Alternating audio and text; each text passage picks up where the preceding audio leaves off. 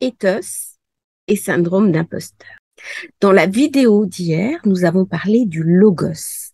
Le logos qui est la rhétorique, qui est la logique, qui est le fonctionnement mental. Mais le logos n'est possible qu'à travers deux autres expressions de lui-même, que sont ethos et pathos.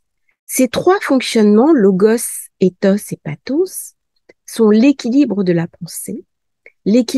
pensée qui va aussi se manifester dans notre quotidien. Ethos, c'est la légitimité à être, c'est la légitimité à faire. Et dans cette légitimité va se poser la question, suis-je légitime ou pas? Qu'est-ce que je vais raconter au monde? Qu'est-ce que je vais sortir hors de moi? Eh bien, c'est par le biais des annales akashiques que nous allons maintenant aborder ethos et voir comment utiliser la puissance d'ethos, des annales akashiques, pour réduire et faire disparaître ce syndrome particulièrement invalidant qui existe chez un certain nombre de personnes, plus spécialement des femmes, je dois dire, parce que les femmes ont une pression sociale que n'ont pas forcément les hommes, bien qu'un certain nombre d'hommes soient aujourd'hui atteints par le syndrome de l'imposteur. C'est un syndrome difficile à vivre au quotidien, bloquant, qui mine complètement notre confiance en nous et qui sabote notre rapport au monde. C'est-à-dire que lorsque nous sommes le jouet de ce saboteur interne, de ce syndrome d'imposteur, eh bien, nous n'apportons pas au monde ce que nous sommes censés lui apporter. Chaque personne est unique. Chaque personne est destinée à avoir une place, à prendre une place qui lui est particulière. Chaque personne a une valeur intrinsèque. Eh bien, plus souvent, ce sont les personnes qui sont de type zèbre, qui sont de type HPI, qui sont de type Asperger, qui ont souvent plus de mal que les autres parce qu'elles ont beaucoup plus d'exigences, en fait, sur la qualité du travail rendu, sur l'exigence d'elles-mêmes, sur l'apprentissage, qui ont le plus de doutes. Donc, quelque part, au plus une personne est compétente et au plus elle va avoir du mal à se faire confiance. Ça, c'est souvent un facteur qui est important. Alors maintenant, on va parler d'éthos un petit peu en théorie, et puis on va aller progressivement bifurquer sur le syndrome d'imposteur et voir comment ces annales akashiques peuvent nous aider pour vivre au mieux notre quotidien. Parce que c'est bien les annales akashiques, voilà, je rentre, je vais voir les maîtres, je vais voir mon message d'âme.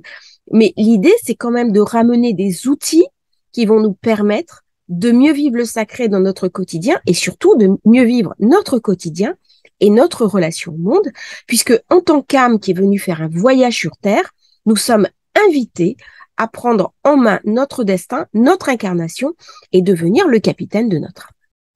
Alors, l'éthos en grec, c'est le caractère habituel, la manière d'être, l'ensemble des habitudes d'une personne, c'est le comportement, mais c'est aussi les arts. C'est-à-dire que être en phase avec soi-même, c'est peut-être aussi un art. Donc, au départ, l'éthos, c'était aussi la tragédie, la comédie. Et nous savons qu'une partie de la philosophie s'exprimait à travers les arts majeurs. Alors, dans la rhétorique, l'éthos, c'est l'image que le locuteur donne de lui-même. Suis-je légitime pour parler? Est-ce que je suis légitime? D'où vient ma légitimité? Qu'est-ce qui fait que je parle ainsi? Pour ma part, par exemple, je suis une ancienne avocate. Dès le départ, en affirmant cela, eh bien, je montre une certaine crédibilité. J'ai fait des études universitaires. J'ai un DEA de droit social, option droit de la santé, sur l'éthique médicale. J'ai un DESS de gestion d'entreprise. J'ai 2 années de thèse. Je n'ai pas pu mener ma thèse jusqu'au bout, mais un jour, je vais la finir. J'ai un diplôme de l'Imperial College of London en coaching. J'ai une labellisation TLP Navigateur, analyse transactionnelle. Un diplôme d'une université slave également en coaching et une certification en Kabbale auprès de l'université du Negev en Israël. Tous ces diplômes vont poser ma légitimité. Néanmoins, était-ce pour ça que je me sens légitime pour parler d'un sujet autre que mes domaines d'expérience? Eh bien, pas forcément. Comment est-ce que je vais pouvoir mettre en route la confiance? Eh bien, déjà, je suis chamane héréditaire de par ma grand-mère. J'ai donc fait des expériences qui me sont particulières. C'est-à-dire que la légitimité, c'est pas uniquement les études universitaires. C'est pas uniquement ce que l'on a fait. C'est aussi ce que l'on est. Quand je suis face à quelqu'un qui vient me voir parce qu'il traverse une grosse souffrance, j'ai malheureusement affronté 10 ans de dépression nerveuse. Je me suis sortie d'un syndrome de choc post-traumatique. Il y a donc une compréhension du phénomène. Ça, je peux l'exprimer. Eh bien, lorsque je parle ainsi, je me pose dans l'éthos. L'éthos, c'est la validité, quelque part, de ce que je suis, ma capacité à parler d'un sujet donné. Est-ce que je peux parler de tous les sujets? Eh bien, avec un apprentissage, en suivant une formation complémentaire, j'ai envie de dire oui. Toute personne qui va s'intéresser à un sujet, qui va avoir une expérience sur ce sujet, va pouvoir en parler. Alors, la question qui va se poser, c'est comment l'autre va concevoir notre légitimité. Ça, c'est le premier point. Puisque, en s'inspirant de la rhétorique aristoclétienne, Roland Barthès liait l'éthos à l'émetteur. C'est celui qui est censé émettre la voix. Hein? Le pathos, c'est le récepteur, et le logos, c'est le message. Vous comprenez bien l'importance de ces trois articulations. Hein? Ethos, pathos et logos. Lorsque j'étais avocate, j'ai réalisé quelque chose de très troublant. Beaucoup de personnes confondent connaissance et opinion. La connaissance, c'est une compétence. L'opinion, c'est l'avis que l'on a sur une chose. L'avis que l'on a sur une chose donne malheureusement, au jour d'aujourd'hui, de par les réseaux sociaux, une légitimité à l'éthos. Ah oui, mais il a X followers. Sa chaîne, elle est super suivie. Donc, ce qu'il dit est forcément vrai. Et c'est comme ça qu'on retrouve des savants qui ont une vraie compétence, qui sont battus en brèche par des journalistes qui, eux, vont arriver à impulser l'opinion. Il faut donc faire très attention quand on prend une information, quelle que soit l'information, c'est valable en développement personnel, c'est valable dans l'actualité, c'est valable de partout. Est-ce que la personne qui émet l'information a la connaissance suffisante pour parler du sujet? Je vais vous raconter une histoire. Donc, lorsque j'étais jeune avocate, je reçois une fois une personne. Ça a été un rendez-vous assez difficile parce que dès que j'émettais un avis, mais qui était circonstancié, c'est-à-dire j'étais là, j'intervenais non pas en tant qu'égalitaire, mais en tant que consultant. Donc, j'étais payée pour donner mon avis, pour guider la personne. La personne me disait, ah oui, mais mon voisin m'a dit que. Est-ce que penser son voisin était pas du tout en adéquation avec ce que je dis.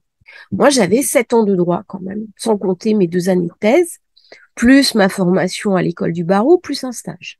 Et là, je lui ai dit, votre voisin, c'est intéressant ce qu'il vous dit. Il a raison sur tel point, mais sur tel point, je ne suis pas d'accord avec lui. Est-ce que votre voisin a fait du droit?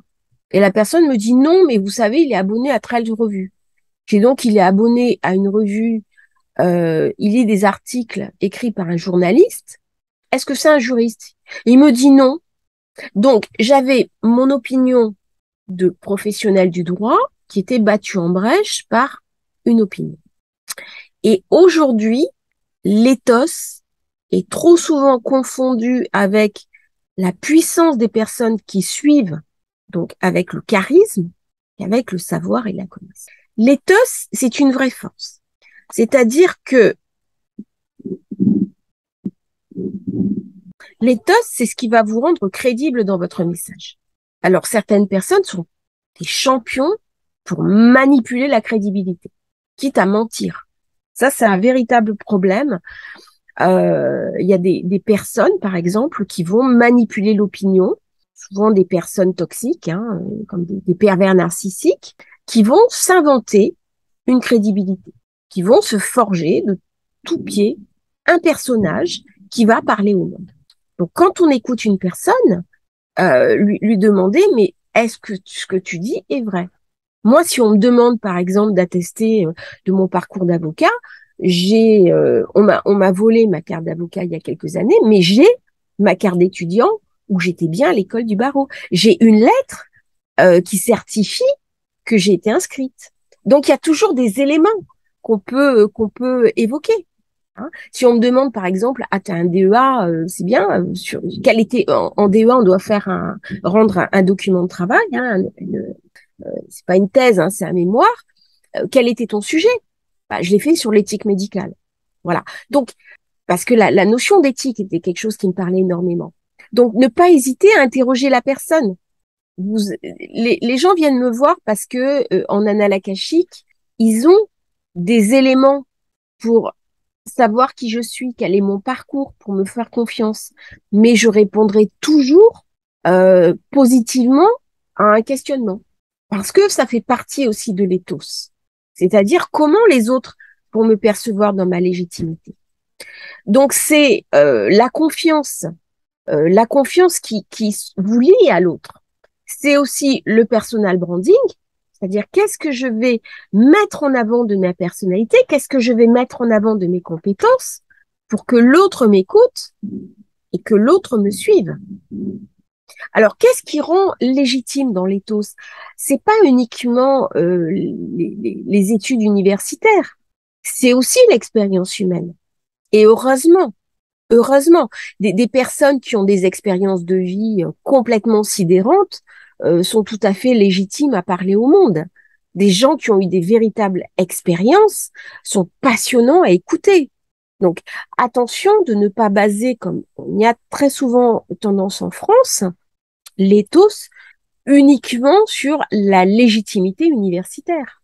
Bon, en ce moment, par exemple, je vais chercher de l'information avec des femmes qui sont chamanes de la terre, qui sont étrangères, qui parlent en anglais. J'ai la chance de parler couramment anglais, mais ce sont des femmes qui ont des traditions absolument extraordinaires. Et c'est ça, l'éthos, en fait. C'est non seulement le savoir, hein, mais c'est aussi l'expérience du cœur, l'expérience de la vie, la connaissance, et souvent la connaissance orale, la tradition que je peux transmettre. Et ça, c'est passionnant. Alors, cet ethos, malheureusement, en France, nous avons tendance, dans les enseignements, dans une posture professorale, d'enseignement ou même de formation professionnelle d'adultes, à se poser le formateur en OK+, OK-. Alors, qu'est-ce que c'est que la posture OK+, OK-? La posture OK+, OK-, c'est dire je sais, toi tu ne sais pas, donc tu dois écouter ce que je dis et prendre pour argent comptant tout ce que je dis. C'est un peu dérangeant. Alors, cette posture, elle est développée complètement à l'école, c'est-à-dire le professeur est considéré comme un sachant, et c'est la raison pour laquelle, d'ailleurs, symboliquement, il était sur une estrade. Bon, aujourd'hui, on a enlevé les estrades, mais ça montre bien la volonté manifeste de rehausser l'autre. Alors, quand on fait une conférence, quand on fait une transmission, des fois, c'est difficile de pas se positionner en OK+, OK-. Mais par contre, c'est une posture qu'il faut quitter le plus vite possible. Et même au niveau de l'enseignement, eh bien, dans les nouvelles écoles, notamment les Montessori, des écoles plus participatives au niveau des enfants, eh bien, l'enseignant est celui qui va transmettre du savoir, mais c'est pas pour ça qu'il doit rentrer dans un mode OK+, OK-. Alors, qu'est-ce que c'est que cet autre mode de fonctionnement? Eh bien, dire c'est que l'autre vient avec un savoir, une expérience, une réalité, une concrétude. Je suis là pour lui amener du savoir, de la connaissance, de l'expérience, pour l'aider à progresser, mais nous sommes tous les deux en chemin. C'est-à-dire que on peut accepter l'idée que l'autre va nous apprendre quelque chose. C'est-à-dire que moi, je lui transmets quelque chose, mais je reste ouvert à l'idée que l'autre peut aussi m'apprendre quelque chose. Et donc, je vais rentrer dans une compréhension analyse transactionnelle, OK+, OK+. Donc, je ne suis pas supérieur à lui. Même si je lui enseigne quelque chose, même si je lui transmets quelque chose, même si je suis consultant, dans ma posture de consultant, eh bien, je risque à un moment donné de me mettre en forme OK+, OK+, OK+, OK-, pardon. Mais à un moment donné, dans le discours, dès que j'ai fini l'exposé d'une compétence, eh bien, je dois revenir à une posture où je fais monter l'interactivité et où lui-même va interagir et va être invité à poser un regard critique sur le message qui est délivré et pas le recevoir uniquement comme un enfant. C'est-à-dire que mon ethos inclut une compétence, inclut un accueil de l'autre où je reconnais l'autre comme mon égal. Ok, j'en sais plus sur le sujet que lui, mais ça ne me donne pas une supériorité sur lui. Hein. Je rétablis à ce moment-là un rapport égalitaire, un rapport qui est sain, un rapport qui n'est pas toxique. La toxicité se fait toujours dans un rapport inégalitaire. L'un qui sait, l'autre qui ne sait pas. Eh bien, celui qui ne sait pas peut être une énorme expérience de vie à nous apporter, à nous transmettre, et alors nous allons échanger avec lui d'éthos à ethos. C'est-à-dire que dans les rendez-vous akashiques que je fais, la première partie, eh bien, il y a une forme de décodage qui se passe en OK+, OK+. Il y a la guidance où en effet je suis le guide, mais la personne est amenée à trouver ses propres marques, à interagir dans son soin. Et ensuite, il y a le contenu du rendez-vous, les réponses aux questions. Mais ce sont des réponses qui sont données en OK+, OK+. La personne est toujours invitée à participer, à être active dans son processus de soin.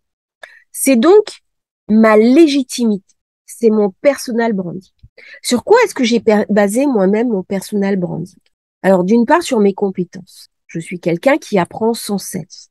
Je suis quelqu'un qui me forme sans cesse. Et j'ai depuis quelques années développé une exigence d'excellence, c'est-à-dire je me forme avec les meilleurs.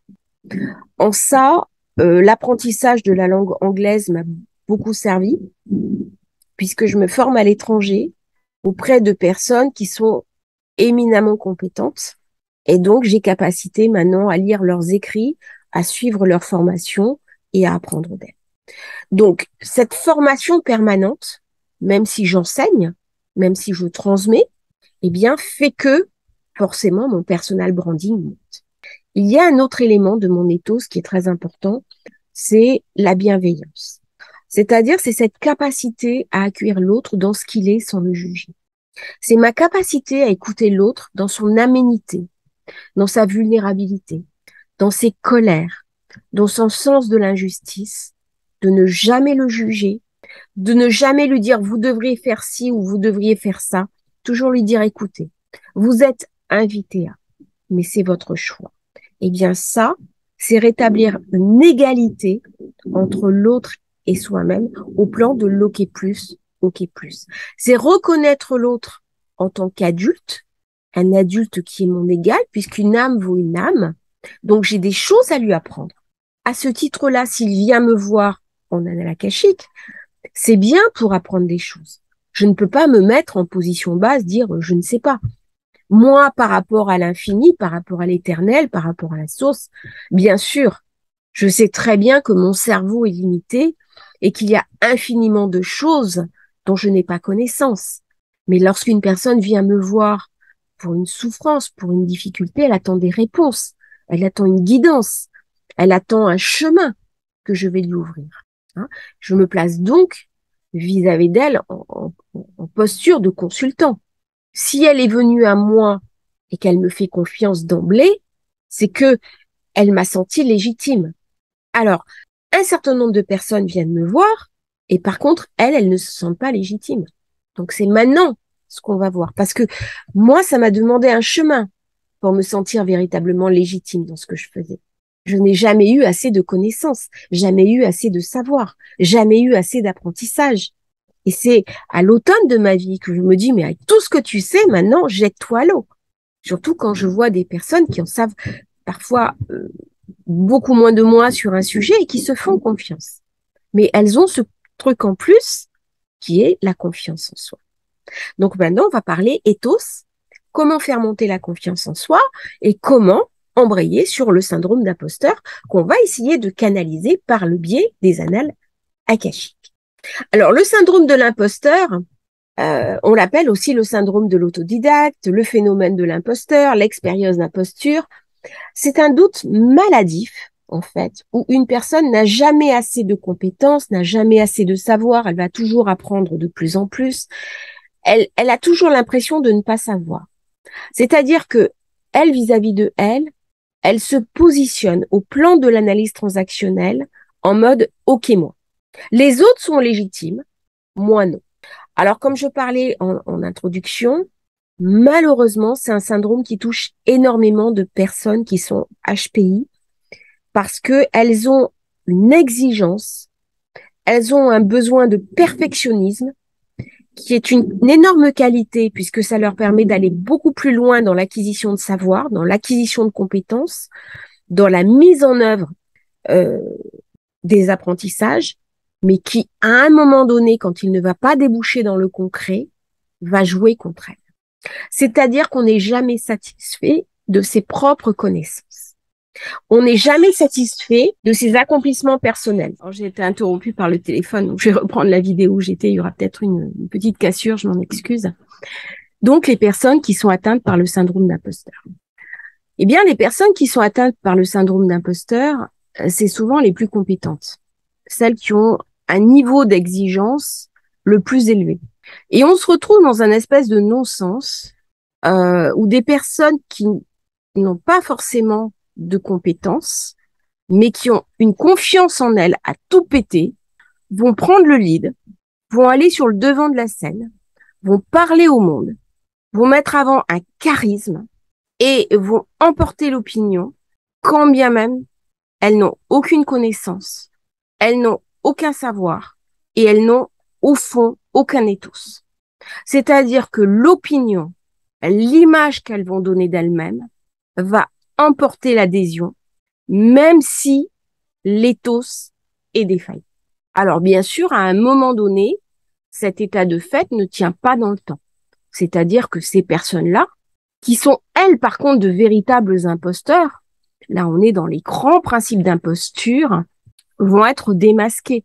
Mais en attendant, elles auront bénéficié d'une notoriété, elles auront bénéficié d'une audience, d'une rétribution aussi, parce que souvent elles ont écrit des livres, elles ont des chaînes YouTube, elles diffusent du savoir, elles diffusent de l'information. Et quand bien même cette imposture va être démasquée, eh bien, il y aura toujours une frange de personnes qui auront adhéré à leur charisme, à leur magnétisme, à leur, je dirais, à leur puissance intérieure, hein, et qui vont dire non, c'est pas vrai. Cette personne, elle est victime d'une cabale. Donc, ils ne voudront pas croire. Et c'est là où on voit l'importance de la confiance en soi et comment la confiance en soi peut fasciner les gens, hein, emporter l'adhésion et susciter des vocations. Au jour d'aujourd'hui, nous avons besoin de gens qui ont confiance en eux, mais aussi qui amènent les autres à avoir confiance en eux. Et c'est une partie du travail que je fais dans les rendez-vous analakashiques, qui est de pousser la personne à prendre confiance en elle. Donc, à sortir du syndrome d'imposteur. J'ai tendance à dire que dans notre monde actuel, c'est parfois le sot qui parle et le sage qui se tait. Et lorsque je reçois des personnes de grande qualité humaine, de grande sagesse, de grande délicatesse, eh bien, je les invite à prendre leur place au monde. Parce que si le monde va mal, c'est non seulement parce que le sot parle, c'est-à-dire celui qui n'a pas forcément de compétences, celui qui a basé sa visibilité sur une forme d'imposture, mais c'est aussi la faute du sage qui préfère garder le silence par manque de confiance en lui. Donc il y a deux responsabilités en fait qui se retrouvent. Alors ce phénomène d'imposteur, hein, c'est un doute maladif qui consiste à nier ses accomplissements personnels. Donc on rejette tout mérite lié à son travail. Hein. On attribue tous ses succès en disant ah ben c'est la chance, ah ben c'est les relations extérieures. Et malheureusement, ce sont en plus des personnes qui se disent mais qui vont être mises à une place de leader et qui vont dire mais non, je suis pas légitime à cette place-là. J'étais mieux avant. Et à un moment donné, mes collègues vont s'apercevoir que je suis pas à la bonne place. Donc ils ont peur d'être démasqués. Alors ce sont souvent des personnes qui, dans l'enfance, ont eu des parents qui les ont systématiquement placés au quai-moi. Lorsqu'un enfant n'a pas pu prendre sa place quand il était enfant, lorsqu'on n'a pas invité l'enfant à, à parler, à être autre chose que tu es à cette place-là, tais-toi. Ton opinion ne compte pas, ton avis ne compte pas. Lorsque la confiance en soi n'a pas été donnée enfant, eh bien c'est beaucoup plus difficile de l'avoir adulte. Et à ce moment-là, ça demande un travail pour acquérir cette confiance en soi. Parce que ce qui n'a pas été donné dans l'enfance, eh bien ça va être donné, il va falloir aller le chercher. Ça va être un travail hein, sur le mode adulte. Et celui qui arrive, qui tout de suite va prendre le lead, qui tout de suite va aller sur le devant de la scène, compétent ou pas. Certains vont prendre le devant de la scène en disant, la compétence, je verrai après.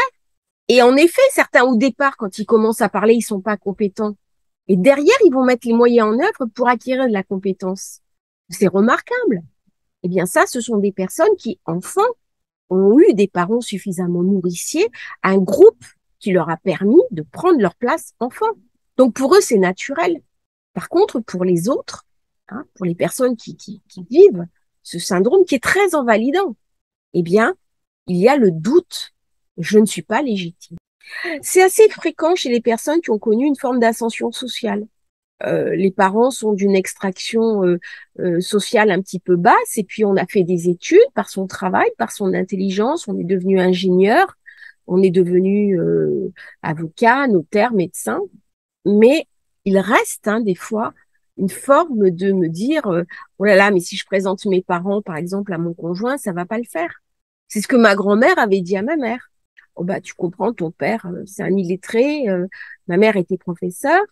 Euh, Suivant le garçon que tu épouses, tu épouses un ingénieur, voilà, on est vraiment dans la société de classe. Et en France, malheureusement, nous avons encore beaucoup cette imprégnation de classe. Comme quoi, il y a une classe dirigeante dominante qui est légitime à parler et une classe qui ne le serait pas. Et celle qui est légitime à parler, bien des fois, il n'y a rien derrière. C'est pas parce qu'on appartient à l'intelligentsia parce que nos parents appartenaient à l'intelligentsia que nous sommes forcément plus intelligents ou que nous avons plus de légitime à parler que les autres. Donc ça, cette notion de dévalorisation, la dévalo, on le voit très bien, on travaille dessus, par exemple, en psychogénéalogie. Comment nos ancêtres nous ont transmis cette dévalorisation qui est héritée souvent de génération en génération. Alors la première à avoir parlé de ce syndrome, ce sentiment d'insécurité injustifié, c'est la psychologue, pardon, Pauline Rose-Clarence, qui a été la première à en parler. Donc, ça vient souvent de personnes qui ne sont pas diplômées, mais pas uniquement. Pas uniquement. Il y a au jour d'aujourd'hui un certain nombre de personnes qui ont des travaux universitaires, mais qui ont voulu changer de registre. Et là, dans le monde du travail, c'est très opaque en France. Si vous avez, par exemple, un diplôme en droit, moi, j'ai fait un DESS de communication à côté. J'ai voulu passer vers de la communication. J'ai jamais réussi à trouver un job. Je bossais dans le droit, pour des collectivités territoriales. J'étais chef de service à un niveau quand même assez élevé. Et à un moment donné, j'ai voulu renouer avec mes premiers amours, mais dans le registre de la communication. J'avais quand même un DESS qui est un niveau 5e cycle, bac plus 5. Et j'ai pas réussi à trouver un emploi. Parce que on considérait que j'avais fait tant d'années de droit et que donc je n'étais légitime que là-dedans. Et ça, c'est un véritable problème, ce manque de polyvalence en France, où une personne, elle est enfermée dans une boîte. Et du coup, étant enfermée dans une boîte, eh bien déjà le système a tendance à nous enfermer dans une boîte et la personne a du mal à en sortir. Comment j'en suis sortie? Eh bien, en créant ma propre histoire, en créant ma propre aventure professionnelle. Et donc, il a fallu que j'aille en moi chercher de la confiance en moi, de la légitimité, de l'expression de mon propre ethos. Que je dise aux autres, voilà, je suis ça, voilà mon parcours de vie. J'ai fait 3 ans de thérapie, j'ai fait 10 ans de dépression nerveuse, j'ai guéri d'un syndrome de choc post-traumatique. Je suis plus l'avocate que j'étais avant. Alors bien sûr, ça me donne une base, ça me donne un socle, Mais il y a aussi la femme qui a navigué en mer, qui a affronté des tempêtes, qui a failli couler, qui a failli mourir en mer. Tout ça, ça m'a donné une relation à la vie, une relation au monde qui est liée à mon expérience. Donc, un ethos sur lequel je peux m'appuyer, non seulement pour transmettre du savoir, mais aussi pour aider les autres à accepter leur propre légitimité. Alors, ce comportement d'imposteur, c'est penser que les autres vont douter de nous, qu'on n'est pas légitime au regard des autres, on n'est jamais assez bien. Et en fait, c'est souvent des personnes qui vont minorer notre travail. Ah, mais toi, bah souvent parce que on les dépasse, ou ces personnes ont peur qu'on les dépasse. Notamment, il faut pas oublier que dans le monde du travail, il y a quand même une forme de rivalité, hein, même au sein de l'entreprise, même au sein d'une administration. Donc, la personne euh, va toujours avoir besoin de l'aval de l'autre, hein, du supérieur, de ses collègues, pour rendre un travail. Elle ne va pas avoir confiance dans ses propres compétences. Donc, à des moments donnés, elle peut recevoir une validation. Imaginez une personne qui a l'habitude de rendre des rapports qui sont d'excellente qualité. Elle est très appréciée par son supérieur hiérarchique. Les collègues font avec, parce qu'ils la savent plus compétente, et arrive euh, un changement de hiérarchie. C'est-à-dire, par exemple, son supérieur hiérarchique qui avait l'habitude de travailler avec elle, il y avait un lien de confiance qui s'était établi, elle rendrait des rapports, son supérieur hiérarchique ne lisait même pas les rapports parce qu'il n'en avait pas besoin, il savait que son travail était parfait. Son supérieur hiérarchique part à la retraite, c'est un nouveau qui arrive, et là, il y a un décalage.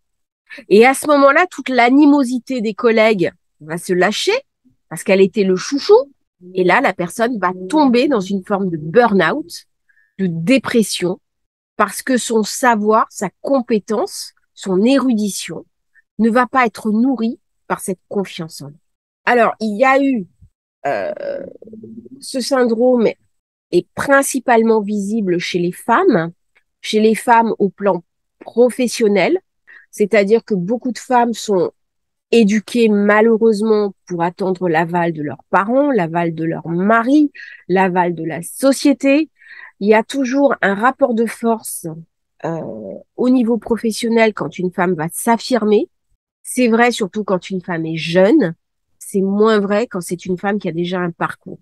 Je me suis vue à l'époque, j'avais 27 ans, je formais en droit des jeunes créateurs d'entreprises, j'étais la plus jeune. C'était pas évident pour moi, jeune juriste, de former des gens qui avaient 40, 45, 50 ans. Et pourtant, c'était des gens qui connaissaient rien au niveau juridique. Eh bien, à un moment donné, je peux vous garantir que devant tout le monde, quand des gens vous disent, mais pour qui tu te prends? C'est pas une merdeuse qui va nous apprendre la vie. Moi, de leur répondre, bah, écoutez, moi, j'ai 2 bac+5 en droit, j'ai un diplôme d'avocat, je pense être légitime dans l'apprentissage que je vous fais.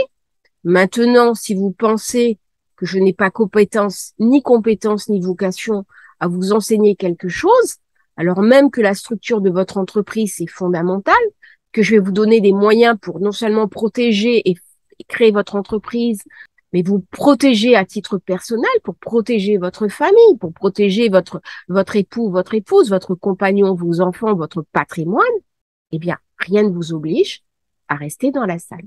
Hein. C'est-à-dire que vous pouvez venir, vous émerger, vous signez, vous repartez. Et je ne vous ferai aucune réflexion.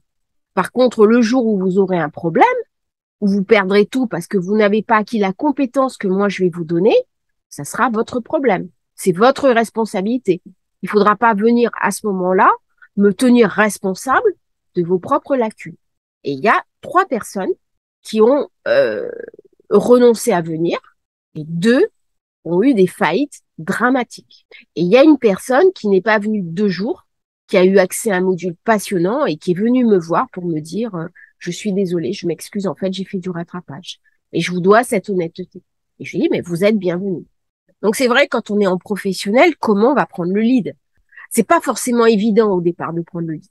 Mais on prend le lead en montant justement sur le niveau qui est plus ou qui est plus. C'est-à-dire l'autre n'est pas supérieur à soi.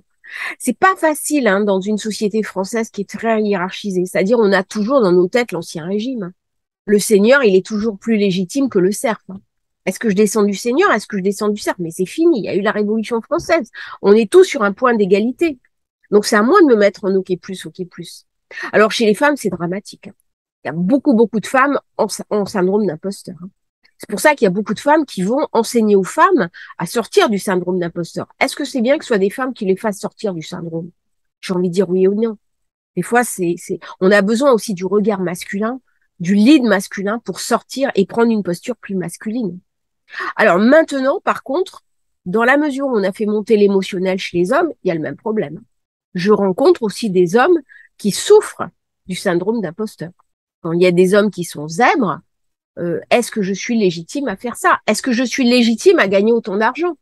Alors après, on va rentrer dans les phénomènes d'auto-sabotage. J'ai gagné beaucoup d'argent, mais en gagnant beaucoup d'argent, j'ai trahi ma famille, j'ai trahi mes origines. Mes origines étaient pauvres. J'ai plusieurs millions sur mon compte en banque. Ah ben, je vais m'arranger pour tout perdre. Voilà. Et là, on a le retour du refoulé. J'ai un ami, alors on est en plein dedans. Il a gagné énormément d'argent par les crypto-monnaies, par exemple. Et puis, il a choisi une maison. Alors, je m'en suis aperçue après coup, qui avait un feng shui absolument pourri. Je m'en suis aperçue, mais vraiment après coup. C'est-à-dire, j'ai acquis une nouvelle compétence dans la gestion des maisons feng shui sur l'eau. Et là, je me suis dit, mais il va tout perdre. Là, il a perdu, les cryptos se sont effondrés et il a pris un bouillon phénoménal. Je lui avais dit de retirer de l'argent. Je lui ai dit, mais retire la moitié de ce que tu as, mets-le sur un compte en banque, tu l'auras, tu achètes de l'immobilier, tu auras toujours ton patrimoine. Ah non, tu comprends, j'ai le meilleur investissement, j'ai ceci, j'ai cela. Au jour d'aujourd'hui, il a presque plus rien. Et quand j'ai vu sa maison, pourquoi il a choisi cette maison-là? Ben, on est dans le retour du refoulé. C'est-à-dire, je ne veux pas trahir mes ancêtres. Mes ancêtres n'ont pas pu sortir d'une certaine forme de misère. Moi, en accédant à la richesse, parce que là, on parle de plusieurs millions d'euros, donc de la richesse, quelque part, symboliquement, je trahis mes ancêtres. Je trahis ma famille, je trahis mes parents. Comment je vais être conforme à la classe dont je suis originaire? Ça, les histoires de classe ou de caste, alors les castes, on les a en Inde, en France aussi, en France, ce sont les classes sociales. Moi, j'ai la chance, par exemple, d'être originaire de Nouvelle-Calédonie, il n'y avait pas de classe sociale. On parlait à tout le monde. Eh bien, ça aide pour prendre le lit. Hein. Donc, comment je vais sortir, comment je vais casser tout ça? Donc, ce terme de syndrome d'imposteur, nous avons tous en nous une forme de narcissisme. Hein, on se maquille le matin pour les femmes, on s'arrange, on va chez le coiffeur, on essaie de présenter une belle image de soi, on fait attention à soi, les hommes c'est pareil, on achète des beaux vêtements, voilà, on donne un extérieur qui est quand même positif, mais en même temps, ce narcissisme, on va le détruire. Et on va le détruire comment? Eh bien, on va le détruire en s'auto-sabotant et donc en ne se faisant pas confiance et en se sentant illégitime et par rapport à son succès et à ses potentiels succès. C'est-à-dire, on ne se pense pas suffisamment bien, on ne se fait pas suffisamment confiance, les pensées sont suffisamment négatives pour devenir invalidantes. C'est-à-dire que la réussite au monde, eh bien, ça part de la confiance en soi. Même si au départ je tombe, c'est pas grave. On dit aux États-Unis, il faut monter 5 entreprises pour que ça marche. Bien sûr que dans ma vie, j'ai des échecs retentissants.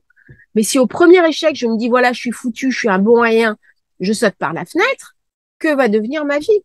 Alors bien sûr, quand vous avez un échec retentissant, tout le monde va vous critiquer, votre famille, vos amis, vos proches. Vous perdez vos amis, vous perdez votre famille, il faut l'affronter. Mais j'ai un ami anglais qui m'a dit, écoute, tu es respectable et tu es très courageuse, vous êtes très courageux avec ton compagnon, vous avez pris le risque. Eh bien, un jour, vous allez recommencer, peut-être que vous allez retomber, mais un jour, vous allez vous lever et vous allez marcher, vous allez réussir. La confiance en soi, c'est ne jamais lâcher. Et quand on a le syndrome d'imposteur, la qualité du syndrome d'imposteur, c'est de ne jamais lâcher. C'est-à-dire que, en fait, dans la mesure où on est toujours capable de prendre de nouveaux apprentissages, de s'accrocher, on a développé une compétence de travail. On a une capacité à travailler plus que les autres, à ne pas lâcher, à s'accrocher. Et si on arrive à mettre de la confiance en soi, eh bien là, la fleur que l'on porte à soi, elle va s'épanouir. Et là, on va réussir à donner le meilleur de soi au monde. C'est donc le syndrome d'imposteur nous empêche de rayonner nos potentiels. C'est-à-dire qu'il ne suffit pas d'apprendre, il ne suffit pas d'emmagasiner du savoir. Nous sommes à un moment donné invités à le restituer au monde. C'est aussi le sens de l'incarnation, c'est-à-dire mettre le savoir dans l'action et dans l'incarnation. Alors, l'une des causes de ce syndrome, euh, c'est aussi la société moderne, où des personnes qui ont du charisme, qui ont de la facilité à l'élocution, qui ont une voix positive, qui, qui prennent facilement le lead, peuvent vouloir écraser les autres et empêcher que les autres deviennent des rivaux. N'oublions pas que nous sommes aussi dans un monde de rivalité. Hein. Celui qui est mon concurrent, c'est aussi mon rival. Est-ce que je peux exister sans l'écraser? Bien sûr. Quand on a de la confiance en soi, on se dit, eh bien, le monde est vaste. Les personnes qui vont aller le voir, peut-être que demain, elles viendront me voir moi, parce qu'elles n'auront pas suffisamment trouvé chez lui quelque chose qui leur convient. Donc, en fait, qu'est-ce qu'il fait? Il décante ma future clientèle. Et réciproquement, peut-être que des gens qui viennent chez moi seront plus en affinité avec lui. Et il va y avoir un échange, un partage. Ou peut-être que les personnes qui vont aller le voir, eh bien, ça leur conviendra. Mais peut-être que dans ces publicités, il va faire connaître ce que je fais moi. Il va faire connaître une technique. Et quelque part, eh bien, je vais en grappiller des miettes. Donc, accepter que l'autre ne soit pas un rival, mais qui prenne sa place comme moi, je prends ma place, c'est aussi une manière de se mettre en OK+, OK+. Et donc, de faire émerger cette confiance en soi. Imaginons, par exemple, un enfant qui va se retrouver dans une logique implacable. Je suis bon à l'école. Quand je rentre de l'école, je suis jamais assez bon. Il y a des parents, par exemple, qui exigent de leurs enfants d'avoir 18, 19, 20. 17 est une mauvaise note. Qu'est-ce que va choisir l'enfant? S'il a un 17, c'est un drame. 17, c'est une excellente note. L'enfant qui ramène 17, il va pleurer parce qu'il a eu un 17. Eh bien, c'est celui qui aura eu 11 ou 10 qui va ramener la copie à l'école, à la maison. À l'école, on va lui dire, t'es bon, ok, c'est bien, t'as eu 11. Il ramène la copie à l'école et sa mère toute fière, ouais, t'as eu un point de plus que la moyenne. Eh bien, c'est celui qui aura eu 11 qui, dans la vie, passera devant celui qui a eu 17 et qui aura pleuré parce qu'il n'avait eu que 17. Parce que ses parents vont lui imposer d'avoir 18, 19 ou 20. 18 étant une note médiocre pour le parent. 17, inacceptable. Eh bien, ces enfants-là, de toute façon, ils ne seront jamais contents du rendu qu'ils auront pu avoir.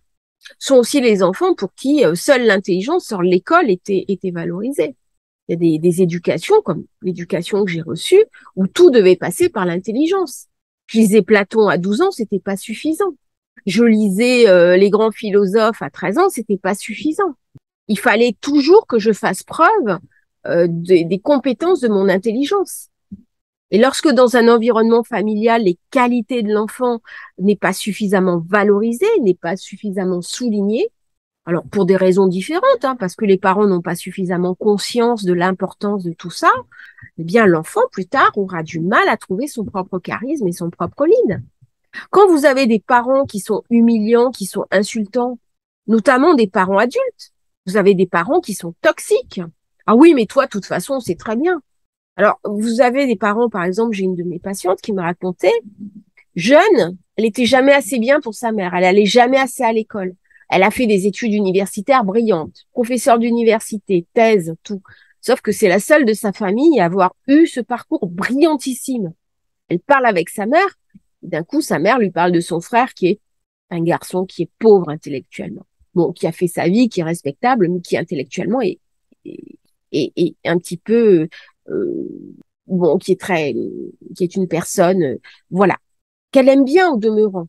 Mais elle lui dit, je n'ai pas d'affinité avec ton frère. Et en lien familial, je n'ai rien à lui dire. D'ailleurs, ça fait des années qu'elle ne le voit plus. Et sa mère lui dit, on sait bien que toi, de toute façon, t'es tellement plus maligne que les autres. Toi, t'es tellement plus intelligente que les autres. Et cette personne qui souffrait avant d'un syndrome d'imposteur, alors même qu'elle avait accumulé les diplômes et les réussites, a dit simplement à sa mère, eh bien, heureusement Alors là, par contre, elle est sortie de sa posture habituelle qui est OK+, et elle est passée en OK+, OK-. Et elle a dit à sa mère, eh bien, heureusement que tous les efforts que j'ai faits m'ont quand même donné une notoriété professionnelle et sociale qu'une autre personne qui n'a pas fait ces efforts-là n'aura pas eu. Et justement, elle aide, elle donne des cours d'apprentissage, elle aide par exemple des migrants en cours du soir pour aider les gens à apprendre. Donc, en même temps, c'était très fort ce qu'elle a fait parce que ça lui correspond vraiment pas. C'est quelqu'un qui est complètement dans le OK+, mais pour une fois, elle m'a dit, c'était un réflexe de survie. Et je me suis mis dans la posture inverse. Bon, ça, c'est l'analyse transactionnelle qui lui a permis de changer son état du moi. Mais au quotidien, c'est quelqu'un qui donne des cours justement à des gens qui sont défavorisés pour les aider à prendre confiance en eux. Et prendre confiance en soi, ça passe aussi par le savoir. Mais le savoir ne suffit pas. Il faut aussi avoir sa propre reconnaissance de son propre savoir et avoir confiance dans son propre savoir. C'est-à-dire qu'avant de prendre confiance en soi, il faut aussi avoir confiance dans son propre savoir. C'est donc avoir une image positive de soi-même. On n'est pas un escroc. Quand on a du savoir, quand on a une vraie expérience de vie, on est toujours légitime. Et comment je vais me donner à moi la confiance dans ma légitimité? Parce que au fond, je suis hyper perfectionniste. Le perfectionnisme fait que je ne suis jamais contente ou jamais content. Ça veut dire que quelque part, je ne descends pas faire l'œuvre. Hein. Le perfectionnisme m'empêche d'agir. Je suis jamais contente de mes actions. Je suis jamais contente de mon. Si on revient X fois sur l'ouvrage, sur le rapport qu'on a à rendre, on ne le rend jamais. Donc on est dans la procrastination déjà. La procrastination est une des conséquences du syndrome d'imposteur. Si ce que je rends n'est pas parfait, ben, je vais jamais le rendre, je vais jamais agir. Or l'incarnation, c'est quoi? C'est agir. C'est ça le monde de l'incarnation. C'est agir. Je me trompe, tant pis. Notre espèce, elle apprend par l'erreur. Le petit, quand il se lève, il tombe. Il se lève, il marche, il tombe. Il se lève, il tombe, il se lève, il tombe, il se lève, il tombe, il se lève, il tombe, il se lève, il marche. C'est comme ça qu'on apprend. L'espèce humaine apprend par l'erreur. Si on s'interdit l'erreur, on ne peut pas avancer dans sa vie. Mes premières vidéos, c'était une catastrophe. Bah, c'était mes premières vidéos. Où est le problème? C'était mes premières vidéos. Au jour d'aujourd'hui, je parle beaucoup plus facilement. Tout à l'heure, mon compagnon m'a appelé au téléphone, j'ai été interrompue. Bah, je vais faire une coupure, je vais faire un montage. Et ben, je vais l'inclure, je vais en parler. J'ai fait une erreur, tant pis. Est-ce que je vais passer ma journée à faire un montage sur une vidéo que je vais envoyer? Le contenu de la vidéo est plus important que le montage que je vais faire ou que la propre imperfection que je vais faire. Là, j'ai un oiseau et comme j'ai un truc de... Voilà. On a des oiseaux qui rentrent, mais là, il s'était posé sur quelque chose, il risquait de se blesser. Voilà, c'est aussi la vie. Alors, bah non, la réussite, c'est pas de la chance. La réussite, elle est pas liée à l'extérieur de soi. C'est pas lié à l'univers. J'entends des personnes me dire, ah bah, si l'univers veut, il m'arrivera ça. Bah non, c'est de toi, le ciel t'aidera. C'est en ça que les annales akashiques peuvent nous aider. Parce que quand on prend conscience de qui on est, qu'on renoue avec le sacré, avec le divin en soi, je dis pas qu'on est Dieu, attention, c'est pas ce que je dis, mais quand on prend conscience véritablement qu'on a une âme et qu'on va reconnecter sur elle, on est invité à quoi? À prendre confiance en cette âme. Moi, en tant que personne, je suis perfectible. Moi, en tant que personne, je suis faillible. Mais quand je suis connectée sur mon âme, quand je suis habitée par elle, quand je suis en lien avec elle, ben, je peux peut-être lui laisser la place pour s'exprimer. Et là, je vais retrouver de la confiance en moi. Et non seulement je vais le retrouver, mais aussi, je vais la diffuser au monde. Est-ce que je vais la diffuser au monde pour écraser les autres? Ben non, parce que l'autre aussi, il a une âme.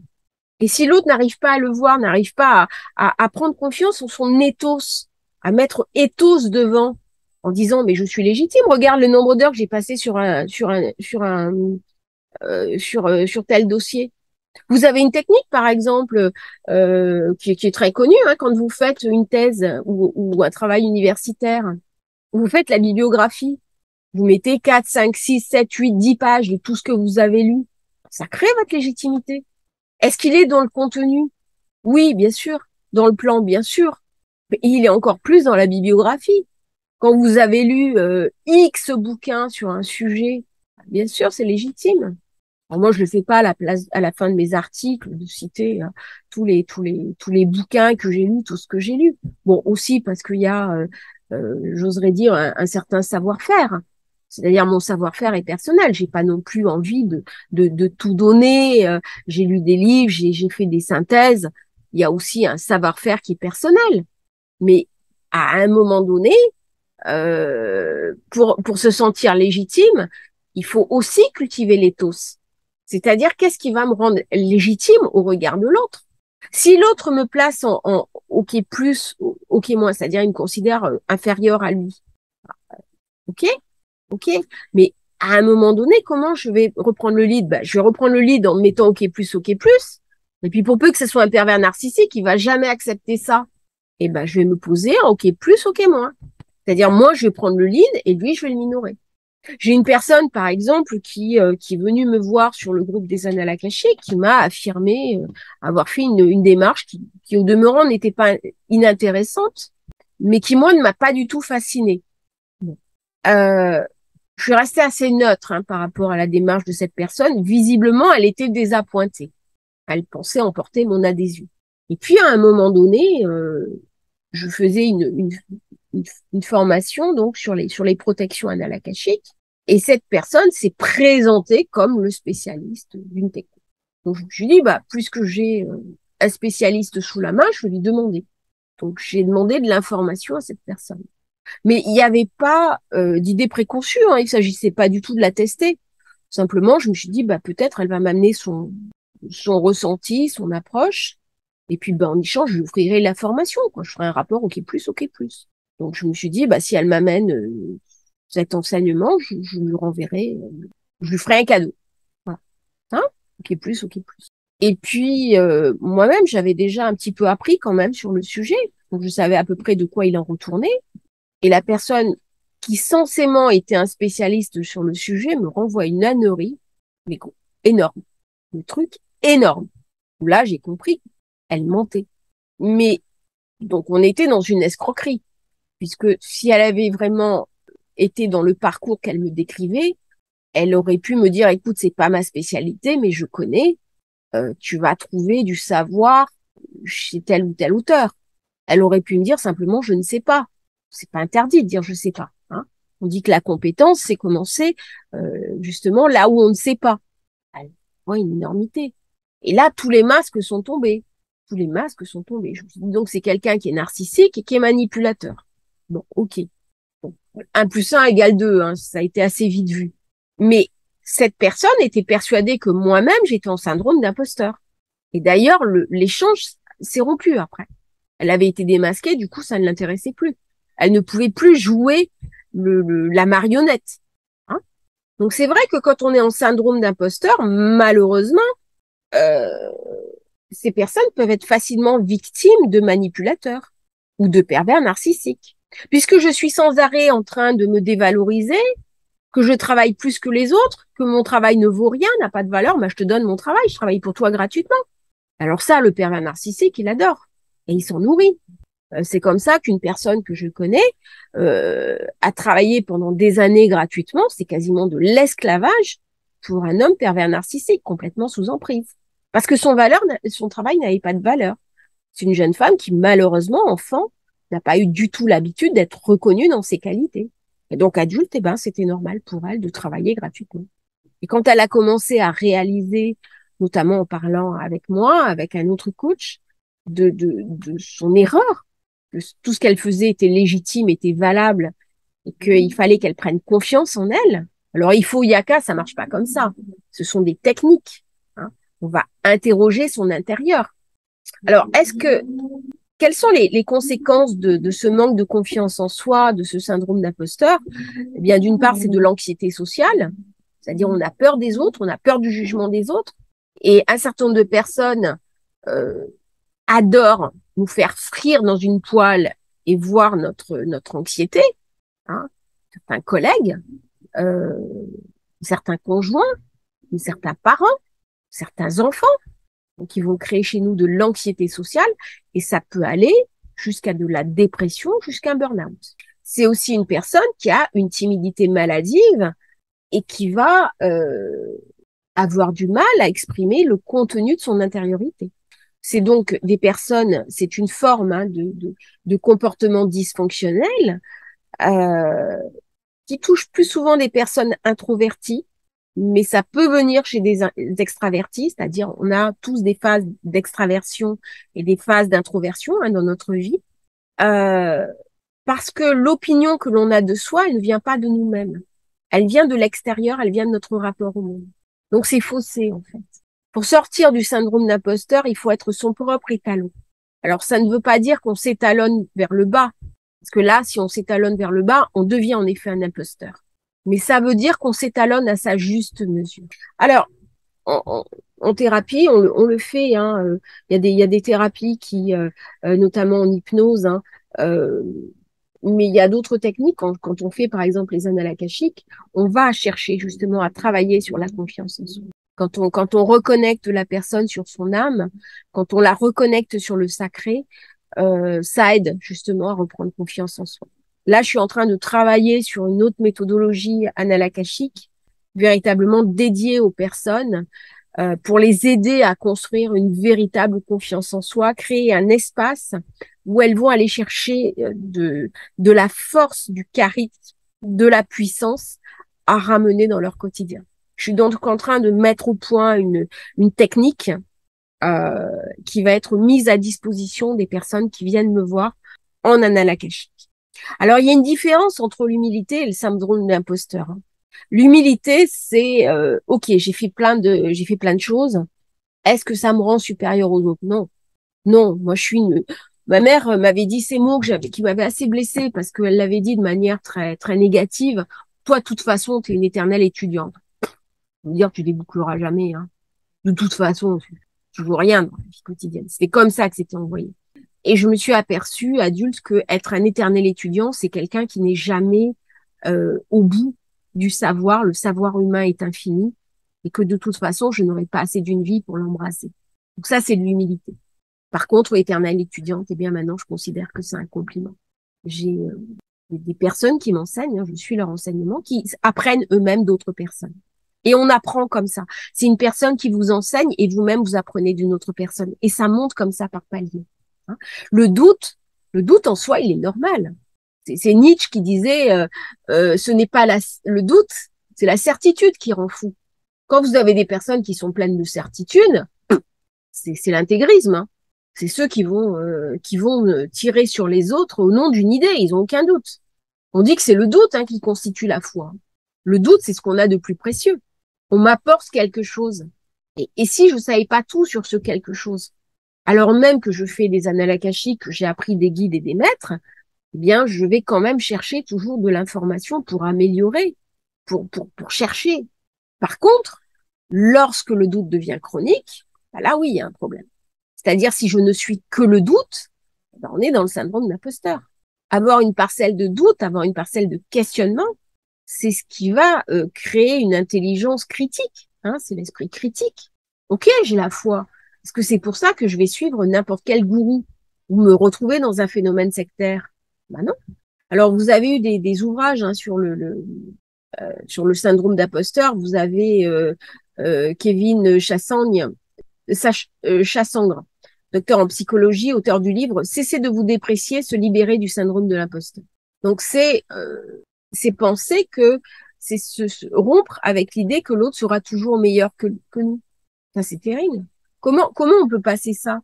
Bah, il n'y a qu'un seul moyen, j'en ai parlé dans une de mes vidéos, j'en parle beaucoup en séance, c'est la bienveillance. C'est l'adoption d'un regard bienveillant envers soi-même. Hein. Alors, ça a un mot d'ailleurs, ça s'appelle l'hygiène émotionnelle et psychologique. C'est-à-dire que en séance anale akashique, c'est ce que je développe. Ne vous jugez pas. Posez sur vous un regard bienveillant. Et c'est dans ce regard bienveillant que la personne va petit à petit, c'est pas d'un coup, hein, c'est pas d'un coup, ouais, je suis en plein doute de moi-même, paf, ça sort. Non, non, non, non, non. On construit cet espace en soi de bienveillance. J'ai des doutes sur ce que je fais. J'ai des doutes sur un rapport. Ok. Je prends une feuille de papier, je prends un stylo, je note. Oula, j'ai passé combien d'heures sur le rapport tant, tant, tant, tant, tant. Qui c'est qui m'a inspiré?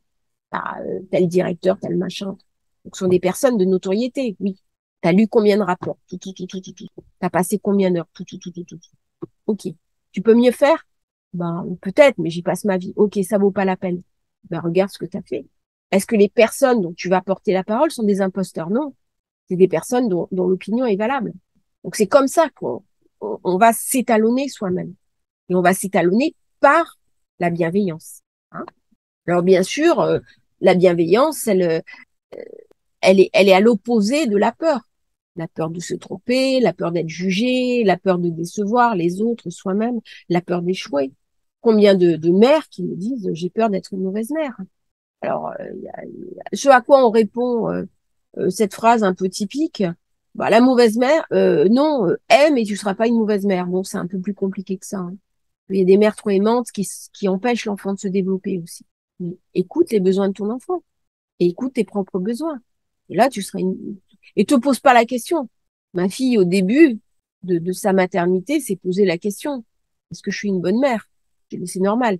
Je l'ai beaucoup rassurée par rapport à ça. Au jour d'aujourd'hui, elle se pose même plus la question. C'est-à-dire, elle sait que si elle a un questionnement, on va pouvoir en parler. On a une grande confiance. Elle a des personnes, des professionnels. Si moi je peux pas répondre à un questionnement, elle a autour d'elle des professionnels qui vont répondre à son questionnement. Au jour d'aujourd'hui, ma fille ne se pose plus ce genre de questions de est-ce que je suis une bonne mère? Alors comment est-ce qu'on va passer ce syndrome? Alors il y a plusieurs choses. Hein. Euh, il y a des thérapies, hein, bien sûr, pour passer dessus. Il y a la méditation, l'auto-hypnose, le yoga. Euh, il y a l'activité physique aussi. Hein, quand on va faire des fois des sports extrêmes. Moi, quand j'avais 13 ans, par exemple, j'ai fait du deltaplane. Bon, bah, vous courez dans la pente. La personne qui m'a amené avec lui, je suis devenue amie avec lui il y a un an sur Facebook d'ailleurs. Euh, J'avais 13 ans, 13 ou 14 ans. J'ai fait du deltaplane à Nouméa. Et il m'a dit, c'est bon, quand je vais te dire go, tu cours dans la pente, tu te sens ou pas? Je lui ai dit, OK. Et au moment où il m'a dit go, je me suis pas posé de questions. J'ai couru de toutes mes forces et on s'est envolé. Eh bien, dans la vie, c'est ça. Et quand on manque de confiance en soi, j'ai envie de dire aux gens, bah voilà, allez faire un saut en parachute, allez faire un saut à l'élastique. Ma fille, c'est ce qu'elle a fait le jour de ses 20 ans. Ça lui a donné une confiance en elle extraordinaire. Ma fille manquait de confiance en elle. Bon, tout ce que je transmets au jour d'aujourd'hui, malheureusement, j'ai pas pu lui transmettre à elle plus jeune. Bon, parce que j'étais moi-même abîmée et donc c'était difficile. Par contre, au fur et à mesure que j'ai grandi, que j'ai appris à me faire confiance en moi, que j'ai développé ma confiance en moi, je lui ai transmis. C'est-à-dire que nous avons capacité en tant que parents à enseigner à nos enfants la confiance en soi, quel que soit leur âge. Donc, surtout pas écouter les psychologues ou les personnes qui disent ah non mais le cerveau il est formé à 18 ans, 20 ans après. Non, c'est pas vrai. En tant que parents, nous avons capacité, quel que soit l'âge de nos enfants, de les faire changer, de leur apporter de la confiance en eux, de les narcissiser. C'est incroyable. C'est absolument fantastique. Ça, c'est vraiment quelque chose que j'ai utilisé pour ma fille. Et au jour d'aujourd'hui, ma fille surperforme au niveau professionnel. Je suis très, très fière. D'ailleurs, j'en profite pour la saluer. Je suis incroyablement fière de ses progrès professionnels, de la manière dont elle a pris la place dans sa vie. Elle fait à sa mesure, tout lui réussit. Et ce n'est pas pour des raisons extérieures. Ce sont des raisons intrinsèques à elle-même. Elle va pas dire c'est la chance. Elle va pas dire ah, c'est l'univers. Elle va pas dire c'est mon âme qui a choisi. Non, non, c'est elle qui a mis en place une personnalité, euh, qui a attiré un certain type de profil affectif, avec qui elle s'est mise en relation, un travail, des progrès. Enfin, il y a une dynamique de vie qui est très positive. Alors que plus jeune, elle était vraiment dans le doute d'elle-même.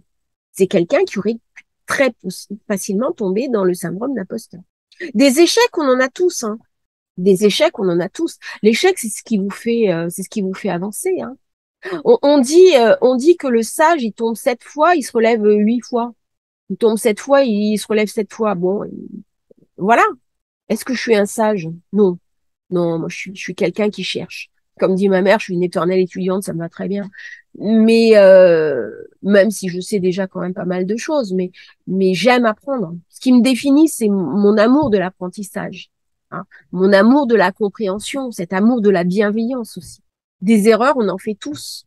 Mais celui qui a peur de l'erreur, il n'a pas de vie. Il ne vit pas. Alors pourquoi? Est-ce qu'on va incarner ses peurs? Les peurs, on en a tous, hein, c'est légitime. Hein. Je dis, les gens, des fois, des gens me disent, oh là là, j'ai peur, c'est pas bien. Je dis, si, c'est bien.